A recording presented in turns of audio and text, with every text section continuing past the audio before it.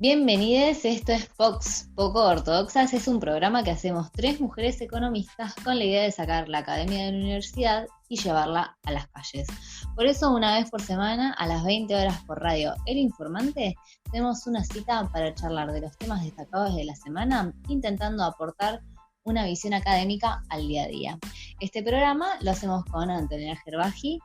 Hola. ¿Cómo estás, Anton? Y con Ana Laura Jarú. Buenas noches, Ani.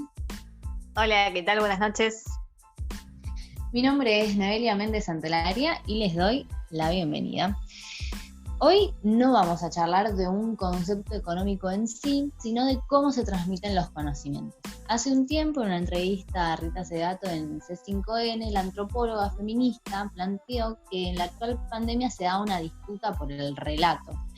Poco se sabe de la enfermedad y las maneras de enfrentarla, por lo que cómo se construye el relato de lo que está, entre comillas, bien y lo que está mal, en este momento es fundamental. Es decir, ¿qué es lo que está bien? ¿La inmunidad de rebaño o la cuarentena? ¿Cooperar o el individualismo? Y sálvese quien pueda. ¿La salud o la economía o la salud y la economía? Son todos relatos y debates que se dan y nosotros les queremos contar que el conocimiento económico también se transmite a través de relatos.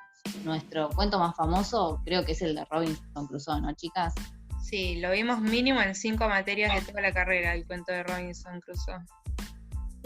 Tanto, no, yo lo recuerdo al principio, después, no sé, en 5 materias. Yo creo que, o a mí me tocaron todas, todos profesores fans de Robinson, puede ser, pero yo te juro que era como, bueno, basta de Robinson Crusoe, todo el tiempo. Yo me lo acuerdo mucho de la primera parte de la carrera, porque bueno, es el cuento de un náufrago, único habitante de una isla desierta que tiene que sobrevivir con lo que encuentra, y un poco es el cuento favorito de los neoclásicos, ¿no? Porque resulta muy útil pensar las relaciones económicas en una sociedad de un solo agente. Cuando empiezan a haber más agentes es más complejo. Y bueno, es un artilugio de los profes para explicarnos más sencillamente la economía. Claro, te lo ponen en una isla, se representaría un país con una economía cerrada que no puede exportar ni importar. Es como, a mí me contaban un cuentito para eliminar el tema del Banco Central, decían que iba un helicóptero tirando billetes del cielo. Para sí, a los economistas nos enseñan así las cosas, la gente no lo puede creer, pero es verdad. Son artilugios, digamos, que usan los profesores como para que te enganches y pienses la economía como más abstracta, pero obvio que en la vida real, yo por ahora no vi ningún helicóptero, yo siempre miro al cielo igual, por alguna esperanza tengo, pero por ahora ni una moneda de 1 centavo, mentira. Claro, como dice el dicho, si viene de arriba y es un rayo, vos agarralo. No, claro, no, de arriba hasta un rayo, tal cual. Un rayo no, por favor. Bueno, pero es algo que se repite mucho. Hay otros relatos que contamos también que son especies de simplificaciones. No sé si la tienen, la de que la economía de un país es como la economía de un hogar, entonces si gastás de más te endeudás y después te cortan la tarjeta y te cortan el financiamiento. Hay un montón de... Odio esa simplificación y la gente la compra, pero a mansalva, o sea, les encanta a los que quieren desinformar les encanta y a la gente le parece, tienen razón, dicen, pero para nuestros oyentes también les quiero contar que en los hogares, cualquier familia no tiene la capacidad de emitir pesos, como quizás sí un estado, ni siquiera una provincia se puede comparar con un estado, entonces, con un estado nacional. Me re molestan esas comparaciones a mí, particularmente. Sí, o sea, yo creo que son útiles en algún sentido, ¿no? Son demasiado simplificadas, simplifican demasiado y es recontra incomparable. No, hay otra cuestión también que es discutible de esa comparación entre hogar y país, que tiene que ver con esto, o sea, se usa mucho ahora en este contexto de endeudamiento, o se usó más que nada cuando fue el tema de los fondos buitres y al fin del mandato de Cristina, al comienzo del de Macri, que se terminó arreglando, y muchos decían, bueno, es como cuando uno se endeuda y que esto, ¿no? Te embargan, esto, lo otro. Y también es cierto que cuando uno tiene muchas deudas o muchos gastos, cuando llega, por ejemplo, cobra el sueldo y si estás ajustado, uno siempre primero come y después hace el resto, porque acá a veces se escucha mucho esto de hacer un ajuste demasiado grande para poder pagar una deuda, cuando uno quizás en la casa uno no deja de comer para pagar una deuda, digamos, más allá de que tenés esa responsabilidad y seguramente si es muy grande te van a embargar algo y el día de mañana tenés que, o sea, no digo que no lo vas a pagar nunca, pero si vos tenés que elegir entre, o sea, mínimamente cubrís tus necesidades básicas, que es la comida, por ejemplo, y bueno, el de alquiler, si lo tenés, qué sé yo, y después de lo que te sobra, decís, bueno, de esto puedo ir pagándolo así. Claro, ¿no? Claro. Es un toque, una comparación, lo que estás contando, Ana, con el tema de lo que viste cuando se hablaba de que el FMI pedía los ajustes para que te quede y puedas pagar la deuda. Claro, entonces, te dan ese contexto. Hambre o FMI, todo eso que se decía, ¿no? Y ahí se podría entender, sí. Claro, sí, yo lo que decía es que por un lado son útiles cuando uno empieza a estudiar la economía para tener una simplificación y poder como entenderlo más simplemente, pero tienen un costado peligroso que es el que ustedes están diciendo. No se puede simplificar todo o comparar todo con una historia simple. Y otro lado que a mí me parece peligroso es cómo pega, ¿no?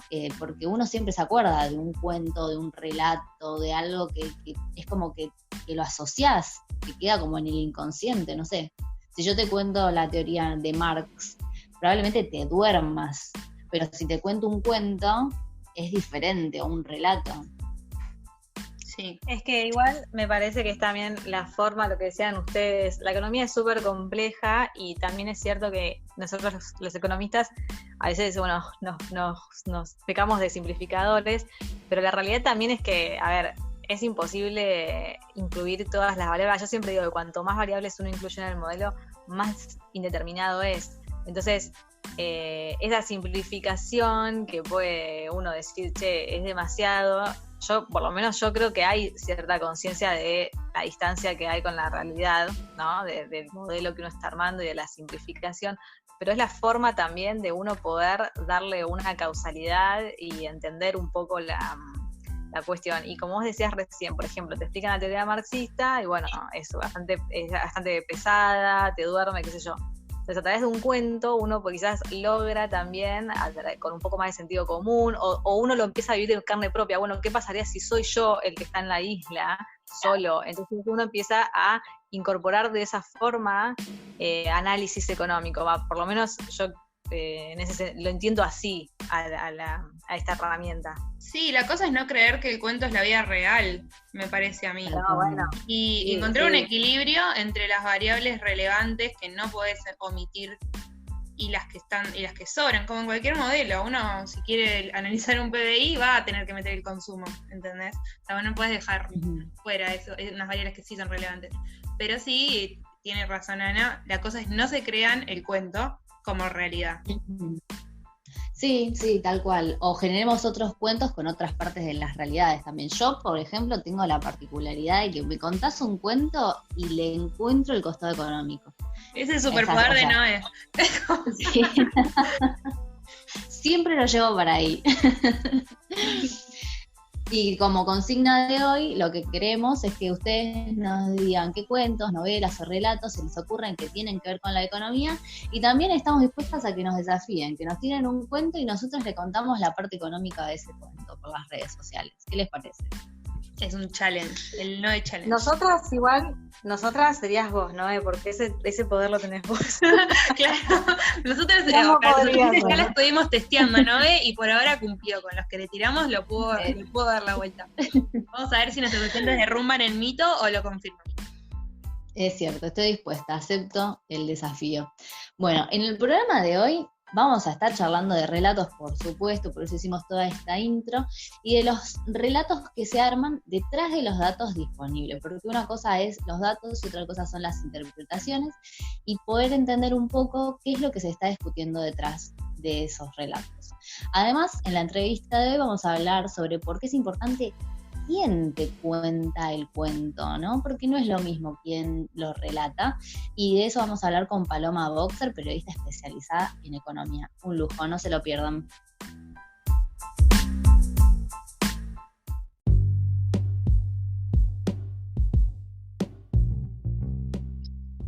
nos metemos ahora con el tema de la semana. Salieron un montón de indicadores de la actividad económica de manera oficial y algunas consultoras, y queríamos contarles a nuestros oyentes un poco qué es lo que está pasando con la economía en este periodo de cuarentena.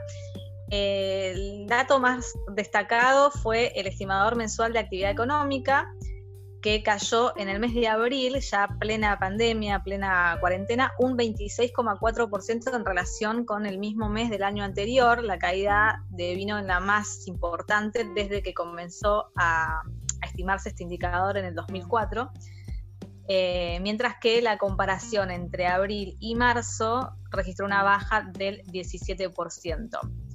Bueno, si uno analiza el desagregado, es decir, los rubros adentro, tenemos la caída más grande fue para la construcción, seguida de hoteles y restaurantes, debido a que obviamente no pueden abrir. También se destacó la industria y el comercio. Y otro de los indicadores, pero desde parte de una consultora, que es interesante porque ya es el mes de mayo, estimaron una caída de 14,9, es decir, bastante menos que la de abril, ya porque la actividad empezó a remontar un poquito de manera online por lo menos, y algunos rubros que empezaron a habilitarse. Otro de los datos que salió tiene que ver con el empleo, también en el mes de abril. Les contamos a los oyentes que las estimaciones oficiales en Argentina vienen con un poquito de delay, se habrán dado cuenta. Bueno, en el mes de abril el empleo registrado tuvo una caída de 1,6%, si el número parece chico, también lo mismo, si uno analiza los datos históricos es un número bastante grande. Eso en relación al mes previo, mientras que la comparación interanual tuvo una contracción del 3%. Estamos hablando de más de 350.000 puestos de trabajo que se destruyeron, ¿sí? De año a año. Bueno, y también el poder de compra de los trabajadores, esto se mide a través de cómo evolucionaron los salarios y cómo evolucionaron los precios. Se evidenció una baja de 5,1% también en abril en la comparación interanual, con lo cual esto obviamente que afecta, esto impacta también, no solamente es la cuarentena que cierra, sino también una caída del poder de compra, que uno no tiene menos dinero para ir al consumo.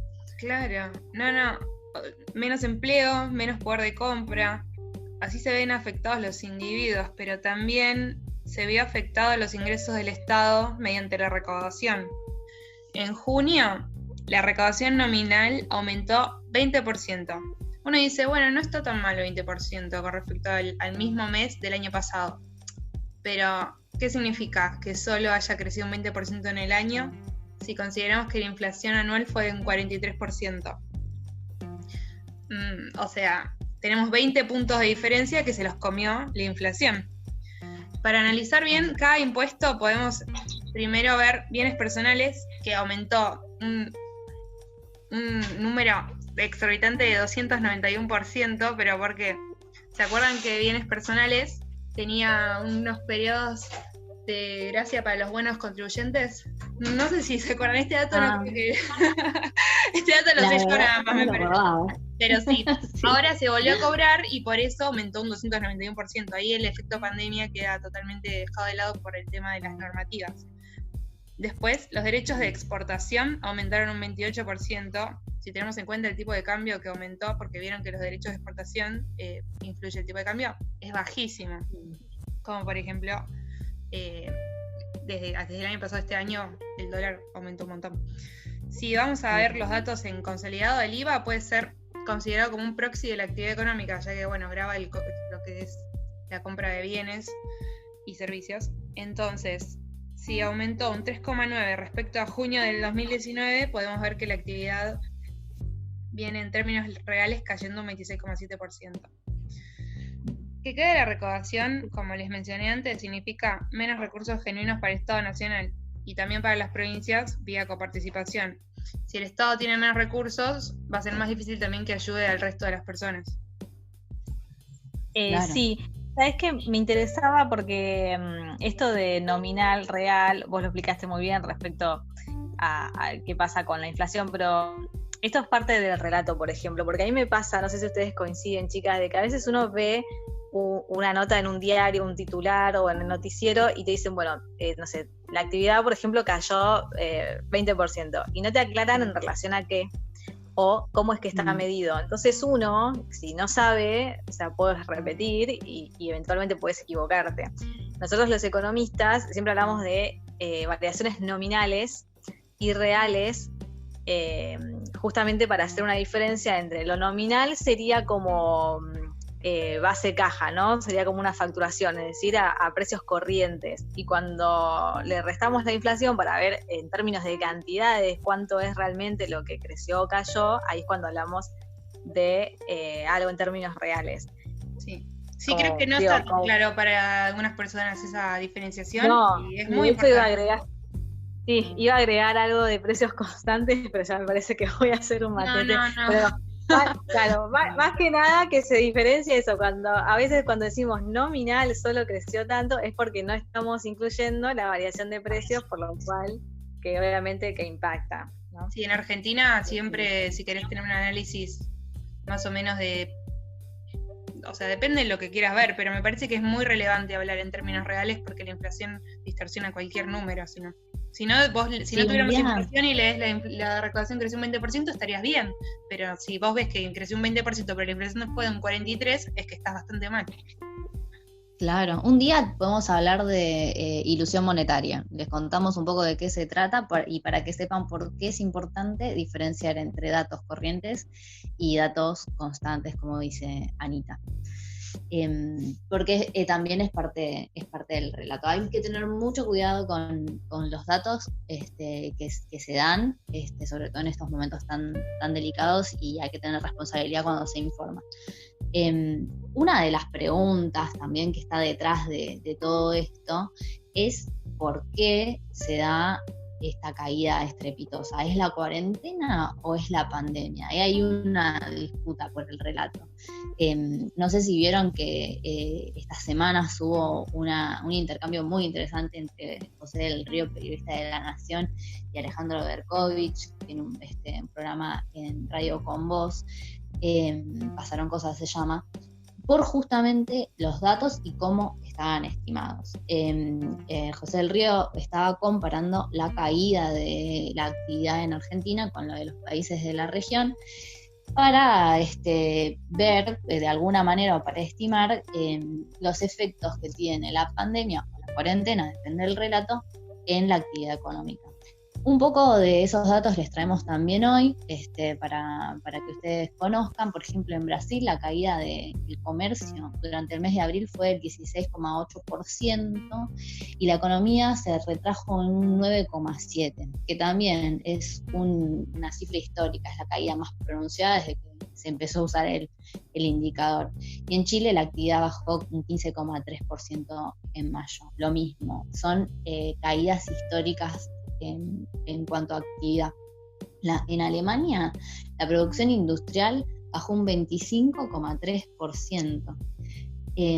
Y en China están suspendiendo, por ejemplo, importaciones de carne, lo que hace que el comercio entre los países se contraiga y también afecta muchísimo la actividad.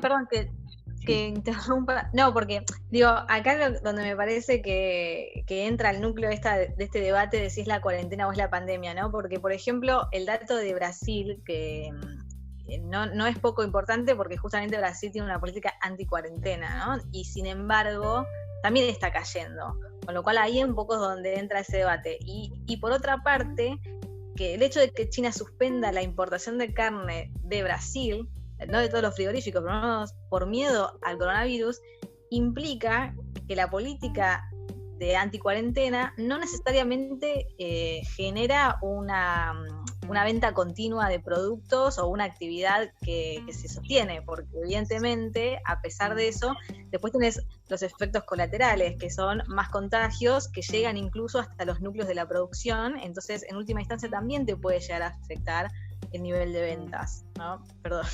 Tal cual.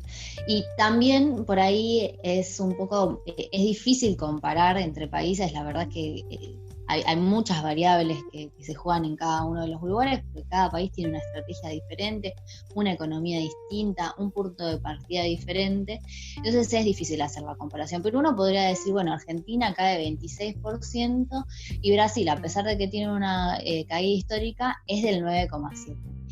Hay que poner siempre un contrapeso en la economía, siempre hay un dato en relación a otro. Y el dato que nos vamos a relacionar es qué pueden hacer los estados para evitar la caída de la economía en términos de inyectar dinero y gasto.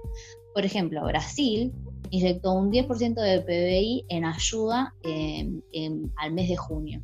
Entonces, y Argentina no tiene ese poder de fuego en este momento, donde está negociando con los acreedores y donde tiene un alto déficit fiscal. Cuando venía de caer bastante. Exactamente. Entonces son realidades poco comparables o difíciles de comparar, donde se juegan un montón de cosas, pero siempre hay que intentar hacer un balance. Bueno, ¿cuánto cayó y cuánto hizo para reactivar la actividad o para mantenerla en términos de gasto público? Es un buen balance para analizar. Sí. Y acá tenemos como una reflexión final también, es que el problema, caer van a caer todos y de una manera estrepitosa, entonces el problema de cómo va a ser la recuperación empieza a tomar un poco de forma, ¿no? Sí, totalmente. Yo creo que, a ver, cuando dice, yo pensaba, ¿no? Más que pensar en qué problema la caída, pensemos qué problema va a ser la recuperación. Con esto no estoy diciendo que no pasa nada, así que vemos, obviamente que es un problema muy grande. Tenemos, mira, me acordé de otro dato ahora, salió un informe nuevo de la UCA que la pobreza aumentó 7 puntos porcentuales hasta el 45%, producto principalmente de lo que fue esta pandemia / cuarentena, depende de cómo uno lo quiera ver. Entonces eso es un problema. Ahora, por ejemplo, Estados Unidos también tuvo una caída estrepitosa, sin embargo, un país como Estados Unidos tiene una recuperación rápida también, porque tienen otro poder de fuego, como vos decías, tienen otra estructura, lo mismo que quizás Alemania. El problema de Argentina es que la caída, sea alta o baja, o sea, el problema va a ser que la recuperación no va a ser ni inmediata ni tan grande como quizás en otros países, atendiendo también obviamente el tema de los bonistas, que hay que cerrar ese acuerdo, con lo cual yo me preocuparía más por saber cómo vamos a recuperarnos de esta situación cuando se levante la cuarentena, cuando estemos mejor. Que no quiero decir que no hay que preocuparse ahora que hay una caída, pero digo, me parece también que hay que poner el foco, bueno, mira, caer vamos a caer todos, un poco más, un poco menos. Pensemos cómo vamos a salir de esta, porque claramente tenemos una economía que ya venía delicada de antes, ¿no? También exactamente. Es cuando tocas fondo, porque si seguís cayendo y nunca terminaste de caer, nunca vas a poder salir. Tenemos que llegar a ese fondo también para después poder levantarnos. Todavía seguimos cayendo. Sí, algunos dicen que ya está, que ya tocamos fondo. Vamos a ver con los indicadores del próximo mes, a ver si eso es así. Pero bueno, por lo pronto, ahora, como les dije, habíamos tocado el tema de la deuda, que es como es la luz al final del túnel. Depende de lo que pase con la deuda, qué tan rápido o mejor nos vamos a recuperar o no. Y de eso tenemos Agrohilo, ¿no, Anto? Así es.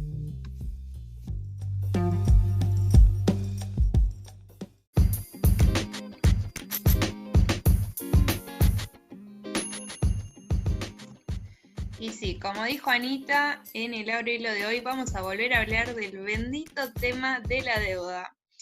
En Twitter, como en el resto de los ámbitos, se habla sobre la deuda.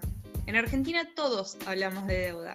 Y para ilustrar que todos hablamos de deuda, hoy les traigo un tuit de Moria Kazan, porque la UAN, como se la conoce en el medio artístico, levantó una nota de página 12 en la cual informan que el Papa Francisco, escuchen esto, elevó un pedido a la ONU para que en contexto de pandemia se le condone la deuda a los países pobres.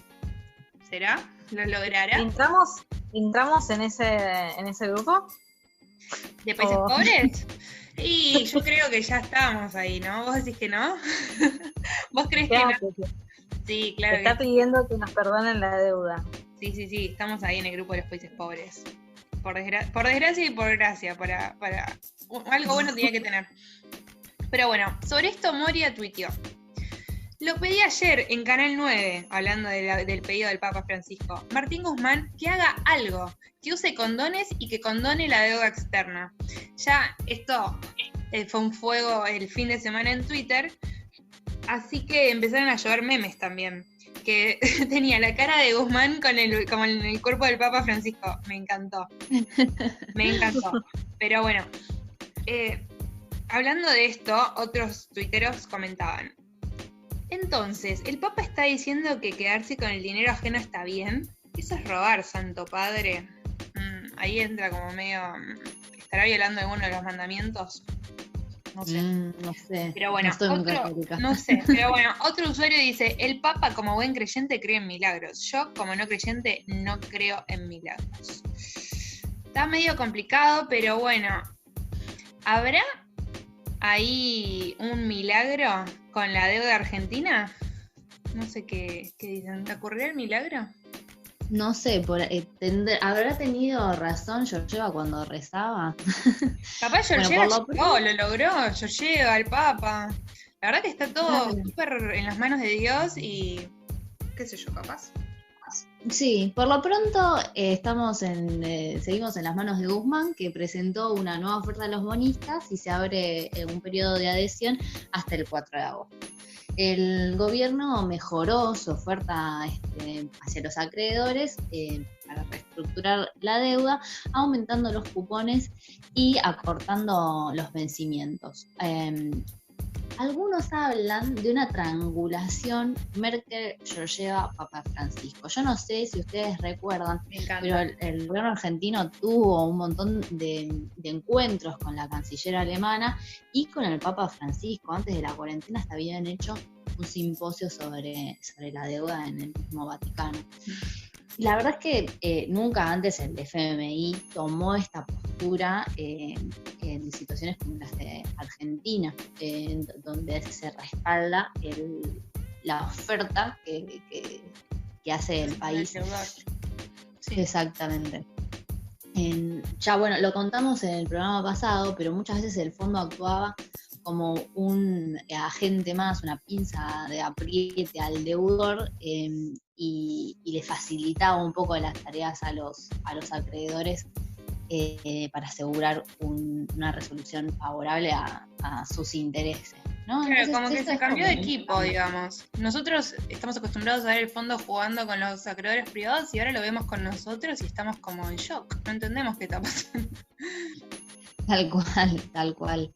Y además, no es la verdad que Georgieva no es la única en tomar como una nueva postura frente a esto. No sé si hace un tiempo salió una nota donde Anne Kruger pide mecanismos por fuera del mercado para que distribuyamos, en el caso de salir, medicación para el COVID, porque dice que el mercado no va a ser suficiente ni va a ser un actor que distribuya racionalmente, con la racionalidad económica, pero equitativamente la medicación.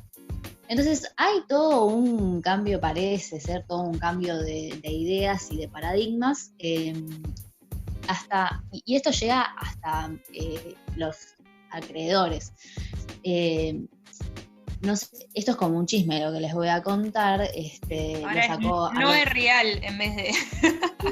Se cambió y nos contó una interna que esta no la tiene nadie. Escuchen los oyentes porque esto es dato chisme. Sí, intrusas en la economía. En realidad el dato lo sacó Aleberco en su columna de Hora de Negocios, que es muy, muy buena, que tiene que ver con quién negocia del otro lado, también del lado de los acreedores.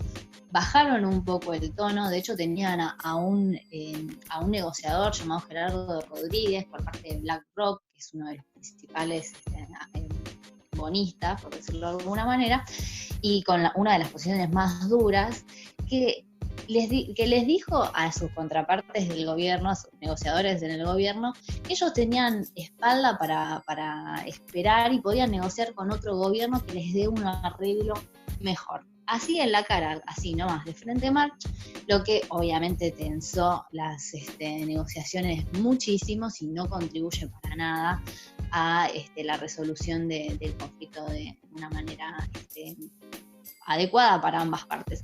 Entonces, ¿saben qué es lo que pasó? Agarró, miren, o sea, quién, por dónde, ¿no? ¿Se acuerdan de Galucho, el anterior CEO, jefe o mandamás de YPF durante el gobierno de Cristina? Tiene buenas relaciones con Flink, que es el mandamás de BlackRock, y le dijo, mira, la verdad que con Gerardo Rodríguez esto no va ni para atrás ni para adelante, y cambiaron al negociador para llevar esto a un mejor puerto. Happy ending. ¿No quiere decir? Sí, tal cual. No quiere decir que no vayan a tener una postura por ahí hasta más combativa que el resto de los fondos, pero al menos le bajaron el tono a la discusión y eso es realmente una buena noticia.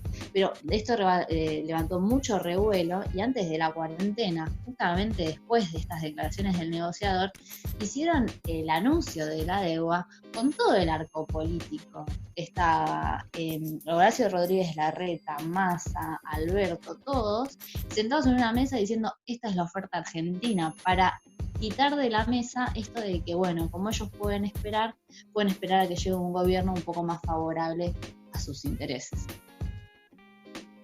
Ay, sí, pero qué impotencia que se pongan en esa postura. Pero igual hace un ratito estaban hablando de un triángulo y yo me perdí un poco qué tiene que ver Angela Merkel entonces con todo esto.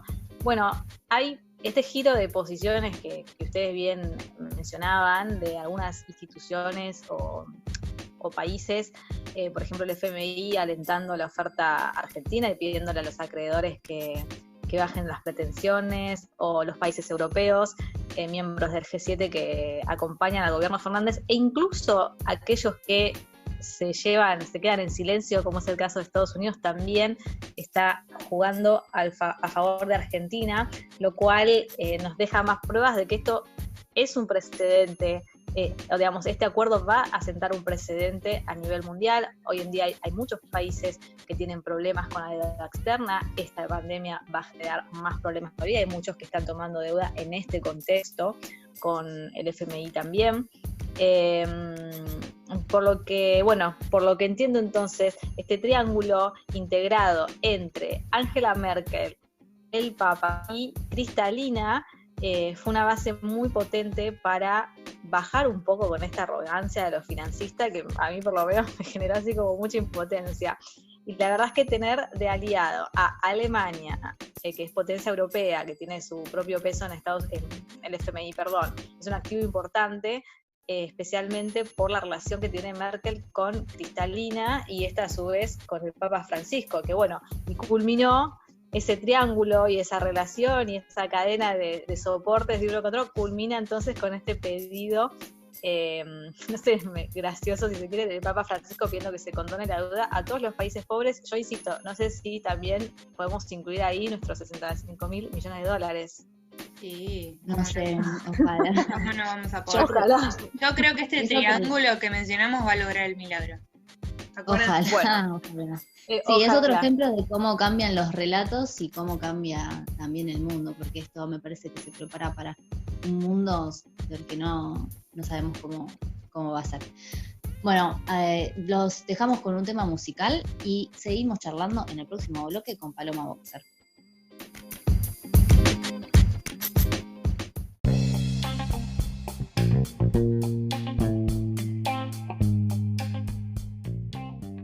Seguimos en el segundo bloque de Vox, es el momento de la entrevista y hoy tenemos ganas de hablar de las disputas por los relatos que las mujeres por ahí damos en los medios de comunicación y para eso tenemos el lujo de recibir a Paloma Boxer. Paloma es periodista económica y lo cierto es que nos gusta muchísimo su trabajo en los medios.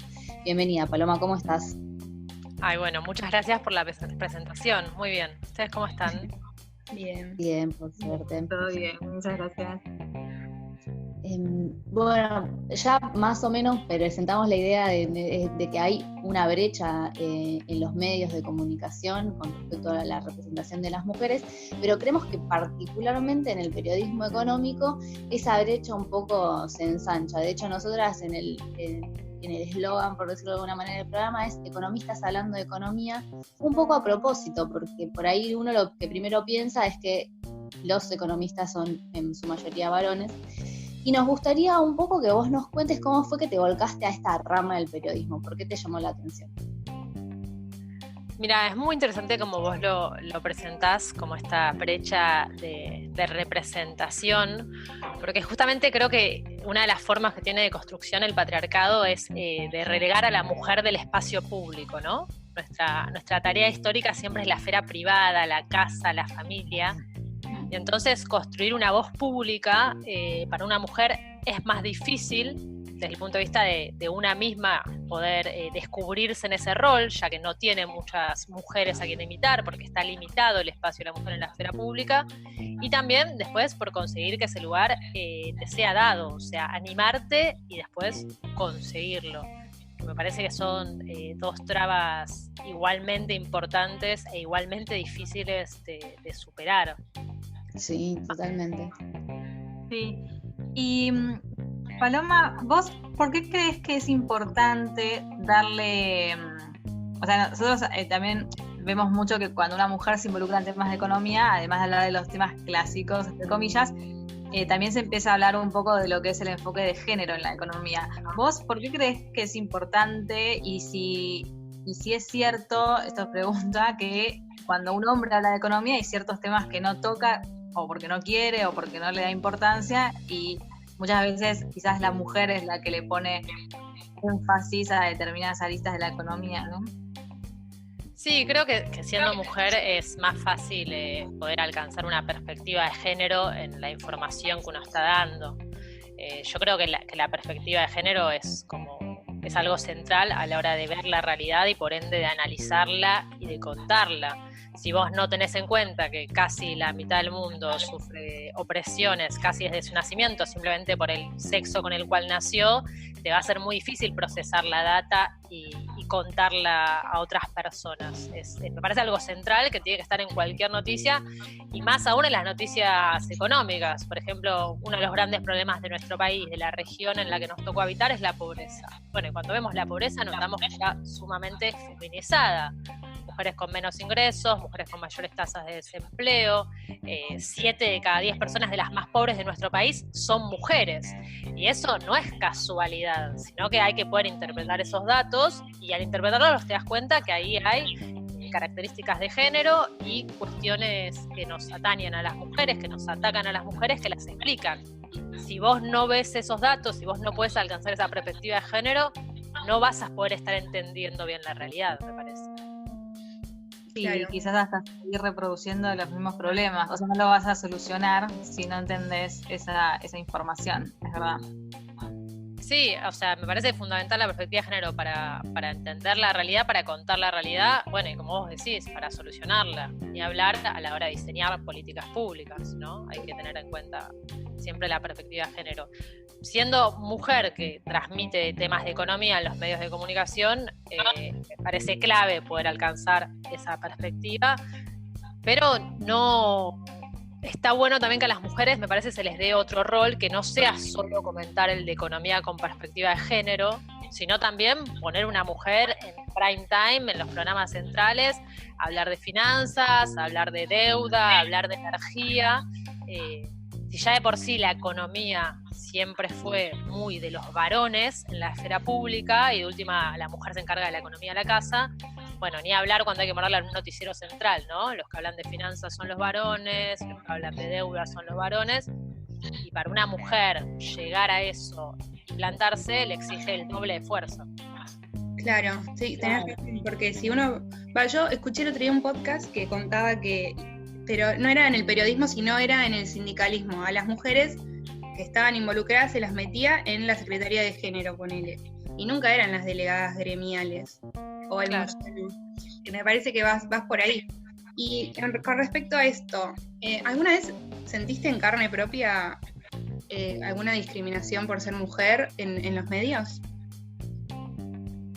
Sí, no te diría así una discriminación en términos grandes, pero sí como microexpresiones de discriminación, en el sentido que cuando vos sos mujer en un medio de comunicación, y ni hablar si hablas de temas duros como economía, política, digamos, no hay margen para el error, digamos, no se te permite llegar y ser mediocre, no se te permite equivocarte, sino que siempre vas a tener que, por un lado, tener que estar exhibiendo tus papeles y lo que te acredita el haber llegado a ese lugar y después día a día estar demostrando.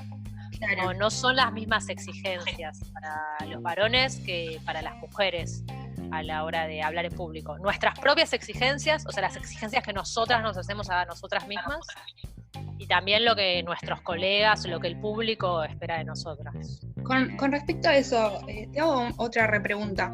¿Crees que existe eso que dice la gente sobre la rivalidad entre las mujeres? ¿O sentiste que en realidad puede haber en los medios cierta rivalidad o que es más un medio sororo? Mira, en mi experiencia es un medio sumamente sororo, pero entiendo que quizás antes no lo era y también entiendo que quizás no era culpa de las mujeres, sino que socialmente se ha construido que las mujeres se odian entre sí, que las mujeres compiten entre sí, y en verdad cuando en el noticiero había lugar para una sola mujer, quizás tenía sentido esa competencia, se construía, no, bueno, hay lugar para una, así que mátense entre ustedes. En mi experiencia, que empecé a desarrollar el periodismo en los últimos años, lo que siempre se encuentra entre colegas es el apoyo mutuo, es la solidaridad, es el te hago piecito para seguir subiendo entre todas. Y me parece que así tiene que ser, o sea, tenemos que ser solidarias entre nosotras. Mi experiencia es esa, pero entiendo que quizás otras hayan vivido otra experiencia y también entiendo que no es su culpa, sino que simplemente esa es la imagen social y el rol social que se nos asignaba. Sí, totalmente. Te hago una pregunta, no sé si estás al tanto de que esta semana salió la noticia de que Norma Durango, la senadora, estaría presentando un proyecto de paridad de género en medios públicos. ¿Qué opinás de esta ley de cupos? ¿Ayudaría? ¿Cómo lo ves? Mira, particularmente no te voy a mentir, el proyecto no lo leí aún, con lo cual no podría opinar en profundidad, pero a priori siempre me parece que son muy adecuados y convenientes las leyes de paridad y de cupo, porque las mujeres están subrepresentadas en las esferas de decisión, en las esferas públicas de los medios de comunicación, las esferas de decisión de las políticas públicas. Si ves siempre la foto de quienes están tomando las decisiones, son varones. Quienes comunican las decisiones son varones. Y eso no corresponde con una realidad donde la mitad del mundo somos mujeres o incluso otras identidades disidentes. Con lo cual me parece que poner siempre un piso ayuda a que nos ganemos el lugar que realmente nos merecemos y que cada vez más mujeres puedan tener la oportunidad de formar parte y de formarse en esos roles. Con lo cual, 100% de acuerdo con cualquier ley de cupo. Sabes que ahora que te escuchaba también, Paloma, respecto a cómo se comunican las cosas, me acuerdo que no hace mucho había salido una noticia, el título de la noticia era que científicos del CONICET habían logrado, bueno, no me acuerdo el nombre concreto de algo que servía para ahora, para el coronavirus, y las fotos en realidad eran todas mujeres, pero están todos acostumbrados siempre, científicos, o sea, todo siempre es de hombres, incluso hasta casos en los que eran todas mujeres. Y bueno, obviamente había grupos que se alzaron frente a eso, de tratar de empezar a cambiar, pero es muy difícil por lo que se ve. Eso también te quería preguntar, ¿es difícil porque uno no está deconstruido, no está acostumbrado? O sea, ¿crees que hay algo a propósito? Queda mal que lo diga, pero ¿es un error, un descuido o es como algo, porque a veces uno no sabe si es un error o es algo hasta un tanto provocador, si se quiere, ¿no? Si nos tratan de bajar línea desde los títulos. No sé, la verdad desconozco quién puso ese título, supongamos que lo hizo de buena fe y que se equivocó, pero en ese error también se vislumbra lo que es el sentido común, ¿no? Son los científicos, son los políticos, son los economistas, que después cuando vos ves, por ejemplo, no sé, en la universidad, la UBA, ves que más de la mitad de las egresadas son mujeres. Con lo cual se supone que más de la mitad de las profesionales serían mujeres, pero de nuevo, siempre eso poco no se visibiliza, siempre, por más que de última que nosotras seamos mayoría, después los que llegan a los cargos directivos son varones, por ese techo de cristal, esas barreras invisibles a simple vista, pero que ofician como límites al acceso al ascenso profesional, que tiene que ver con los rasgos sexistas que se le dan a las características gerenciales, con que las oportunidades de crecimiento se juegan en ambientes a los cuales nosotras no accedemos, con que por el simple hecho de nacer con útero se presupone que vas a ser madre y que esa maternidad va a chocar con tu carrera profesional. Entonces estamos acostumbrados y acostumbradas a que los que resalten sean varones. Bueno, y eso es lo que estamos tratando de cambiar, me parece, y mostrar mujeres en la esfera pública hablando de economía, bueno, sirve para cambiar eso también.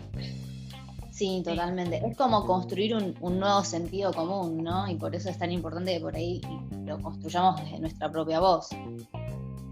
Sí, totalmente. Me parece que... Discúlpame, Steffi, por favor. No, decime, por favor. No, es que quería hacerte una pregunta puntual, que vos que venís de la comunicación, por ahí nos podés explicar un poco mejor, porque hay algunos medios de comunicación que están incorporando editoras en las redacciones, editoras de género, para evitar un poco estos títulos de los que hablaba Ana, pero hay como todavía tensiones y no es algo que una práctica habitual. ¿Qué es una editora de género? Mira, yo creo que una editora de género cumple dos funciones. Creo que los diarios quizás la contratan en algunos casos para no mandarse mocos, digamos, para tener a alguien que revise las cosas antes de publicar para que no les cause problemas. Y después creo que otros medios de comunicación lo hacen realmente a conciencia porque saben que los tiempos cambiaron y quieren formar a su cuerpo de periodistas, varones, mujeres y otras identidades en una perspectiva de género. Nadie nace con una perspectiva de género, la construimos. Nacemos machistas, porque es la sociedad en la que vivimos y nuestra tarea es ir construyéndonos a nosotros y la sociedad. Y ahí los medios públicos tienen una tarea. Los medios públicos crean sentido y que todas las noticias tengan una perspectiva de género está buenísimo. No sirve de mucho si simplemente a la editora la contraten para que diga esto sí, esto no. Me parece que lo que es muy piola es cuando hacen experiencias de capacitaciones colectivas en las redacciones o en los canales. Y nada, y me parece que ese es el futuro. Es una perspectiva más. Así como no puedes hacer periodismo no sabiendo que hay gente rica y que hay gente pobre, no puedes no hacer periodismo económico sabiendo que hay empresarios y trabajadores. Bueno, tenés que saber que hay varones, mujeres, identidades, qué sistemas de opresión están entrecruzados en esas relaciones y bueno, y después vos tenés que saberlo. ¿Qué decidís hacer con eso? Me parece que ahí es cuando empezamos a hablar de un periodismo feminista, un periodismo no feminista. Un periodismo feminista es consciente de las desigualdades de género y trata de hacer algo para cambiarlas. Pero conscientes tenemos que ser todo. Lo que querramos cambiar o no es algo que tenemos que conocer.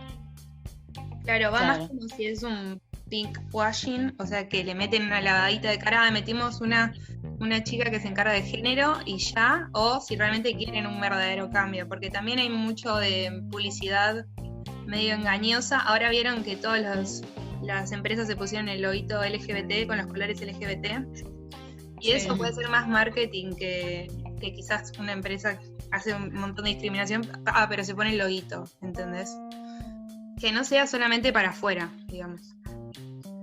Totalmente, lo vemos cuando con el pinkwashing, con el greenwashing también, ahora con todo el activismo que está habiendo del Black Lives Matter en Estados Unidos, también vemos que las empresas están haciendo campañas en ese sentido, lo cual es celebrable. O sea, a mí me parece positivo que el sentido común de nuestra época sea el feminismo, sea la ecología, sea los derechos civiles igualitarios para todos, pero me parece que hay que ir un poco más profundo. O sea, yo no quiero una campaña publicitaria por el Día de la Mujer. Yo quiero que en tu mesa directiva tengas paridad. Quiero que tu CEO sea una persona trans.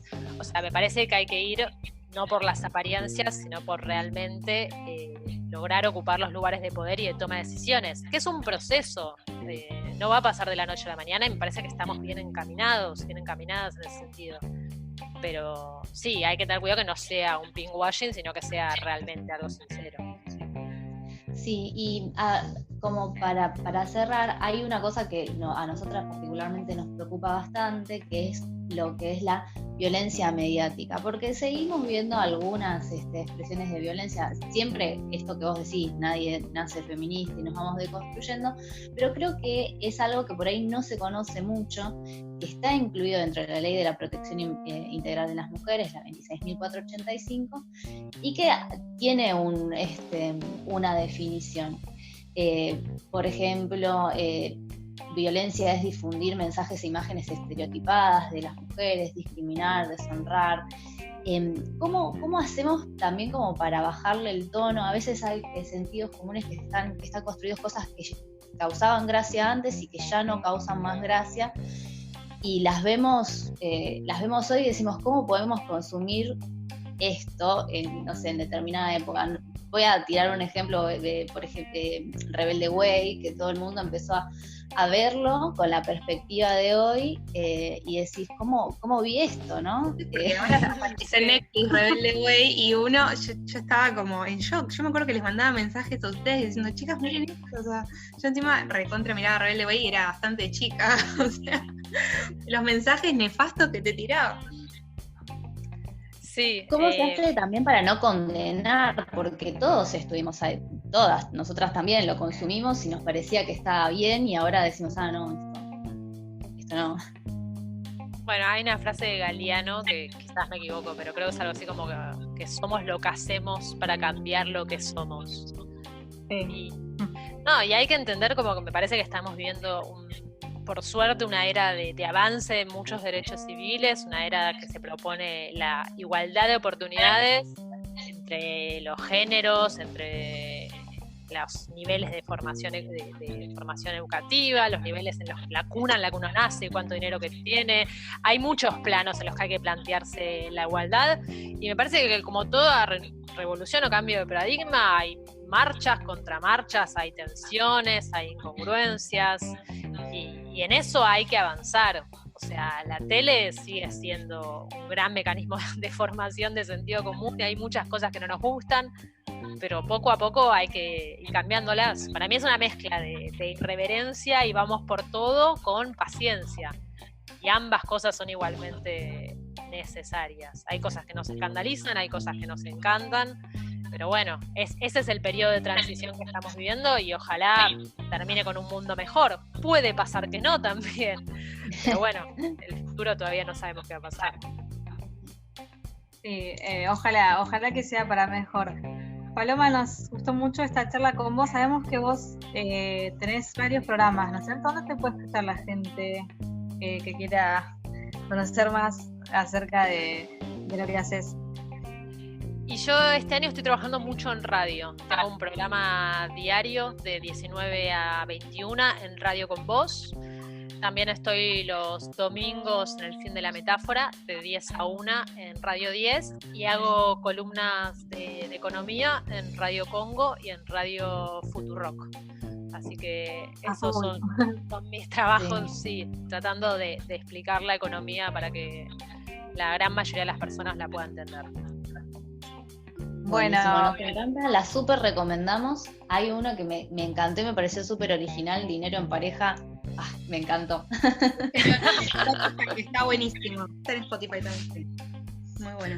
Bueno, te agradecemos y esperamos volver a charlar contigo pronto. Muchas gracias por participar. No, gracias a ustedes para convocarme, fue un placer. No.